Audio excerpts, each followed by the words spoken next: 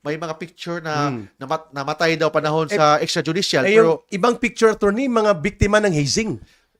iba-iba. Which hindi yun biktima ng war on drugs. So, ibig sabihin, gusto nilang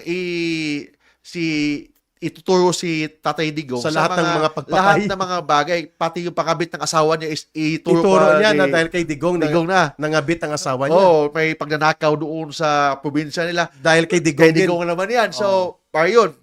Namatay siya, I think, 2024 after the presidency of Tatay Digong. Kay Marcos na. Oh, nahuli kasi nakalagay doon sa funeral parlor. Oo, ang date 2024. Date ng namatay, 2024. Tapos ginamit doon, justice for extrajudicial killing.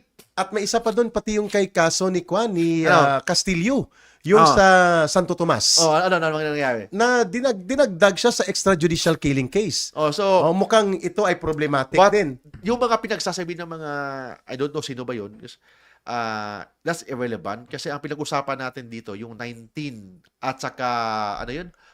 19 and 14. 14. 43. So, yun lang dapat ang pag-usapan natin. 19 cases ito na may mga sinubmit na mga reklamo at yun mga ilang So, documentation hindi totoo na 30,000 ang kaso ni President Digong Duterte sa ICC is na 30,000 na mga namatay.